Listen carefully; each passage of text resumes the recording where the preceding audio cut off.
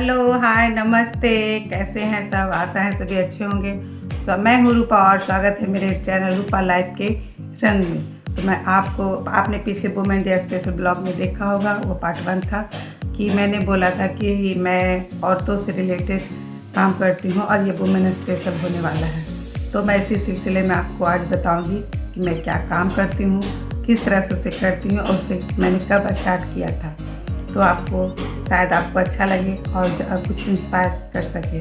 तो मेरे चैनल पर बने रहिए, देखते रहिए, अपना प्यार और सपोर्ट बनाए रखें ताकि मैं भी आगे बढ़ सकूं और भी जुड़ी कुछ ऐसी महिलाओं और औरतों को मैं इंस्पायर कर सकूं ताकि वो भी आगे बढ़ने में कुछ कदम आगे बढ़ा सकें। ताकि उनसे पहले मैं अपने द्वारा लिखी हुई ये कुछ पंक्तियाँ आपसे बोलना चाहूँ, आपको समझने में वो समझ पाएँ, ऐसा मैं उम्मीद करती हूँ।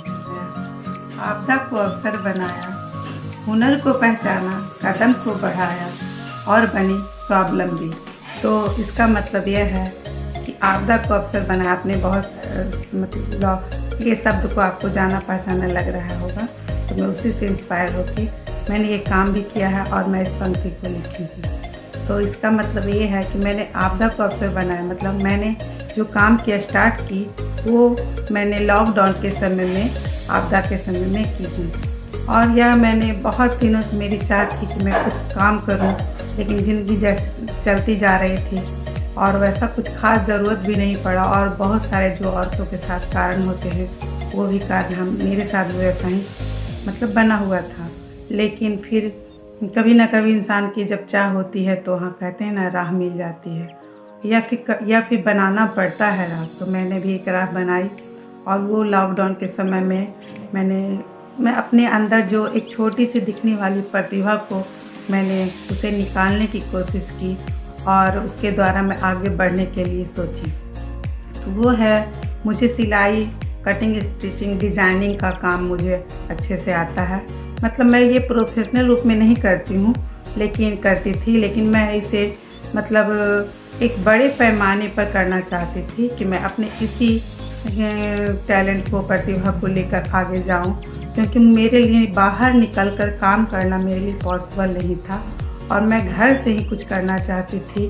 और उस समय लॉकडाउन का भी था और मैं ऐसे भी घर से निकलकर काम मैं नहीं कर पाती। तो मैंने अपने इसी हुनर को, प्रतिभा को, जो एक छोटी सी दिखने वाली होती है, उसे मैंने किया। और लेकिन मेरी एक मतलब चाह थी कि मैं इसे एक छोटे से बुटीक या सिलाई सेंटर की तरह ना खोलकर मैं इसे एक बड़े पैमाने पर मैं करना चाहती थी। तो मैंने इसे मैन्युफैक्चरिंग के रूप में इसे चुना और इसे मैं बड़े पैमाने के रूप में करने के लिए सोचा और ड्रेस डिज़ाइन मतलब मैन्युफैक्चरिंग के रूप में चुना। मैन्युफैक्चरिंग का मतलब होता है कि बहुत सारे वर्कर के साथ, कारीगर के साथ, मशीनों के द्वारा बनाया गया प्रोडक्ट। तो जैसे वो कोई भी प्रोडक्ट हो सकते हैं, वो कपड़ा हो सकता है या प्लेट्स हो सकते हैं या बर्तन वाले स्कॉच वगैरह बनते हैं। आजकल बहुत सारे ऐसे उद्योग हो गए हैं जो बनते हैं कारीगरों के हेल्प से, और बहुत सारे ऐसा स्टार्ट भी हुए हैं। तो उन्हीं से कामों में से मैंने अपने ही अंदर छिपे एक छोटी सी दिखने वाली हुनर को पहचाना और इसे मैंने बड़े रूप में करने की सोची। तो मैंने कपड़ा मैन्युफैक्चरर को चुना। उसमें मैं लेडीज़ कपड़े की स्पेशल रूप से उसमें मैं बनवाती हूँ और उसमें मेरे जो सहयोगी हैं वो भी औरत ही हैं। मेरे ग्रुप में जितने भी मेरी कंपनी में हैं, काम करते हैं, वो सारे के सारे लेडीज़ हैं और उसमें कोई भी जेंट्स इन्वॉल्व नहीं है। और मैंने उसे खुद से ही ट्रेंड भी किया है, अपने घर में रह करके, बुला करके, अपने बेडरूम में, अपने घर में उसे सिखाया है अपने हाथों से। नो कॉस्ट, कोई भी कॉस्ट चार्ज नहीं उनसे ली हूँ और उन्हें सिखाई हूँ।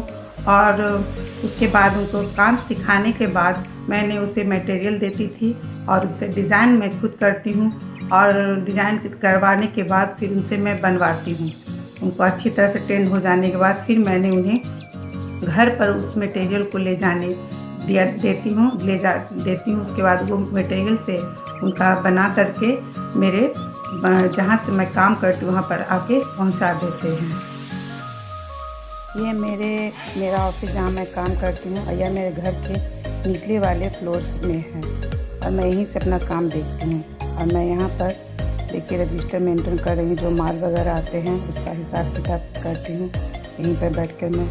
और ये सब मेरे महिला कारीगर लोग हैं, और भी हैं, उसे मैं बाद में दिखाऊँगी। ये देखिए मेरे कारीगर लोग हैं जो बच्चों के साथ आते हैं रहते हैं, उन्हें कितनी सारी परेशानियाँ देनी पड़ती है।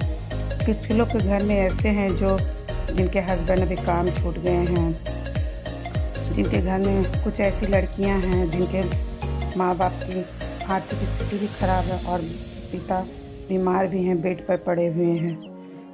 तो उन लोग के कोई परिवार के सदस्य माल लेके चले आते हैं बनने के बाद। फिलहाल मैं ऐसे ही कर रही हूँ, और अगर आप लोग का साथ और प्यार बना रहा, भगवान का साथ बना रहा, तो मैं आगे और भी अच्छी तरह से कर पाऊँगी। और ये जो माल बना कर लाती हैं वो गिनती होती है, फिर रजिस्टर में एंटर होता है, करती हूँ मैं, फिर लेती हूँ और फिर उनकी शक्ति के अनुसार से वो अपना माल फिर ले जाते हैं। ये सब माल देखिए बन कर आता है। इस तरह से मैं काम करती हूँ। आप अपना प्यार सपोर्ट बनाए रखें। मेरे वीडियो देखने के लिए धन्यवाद।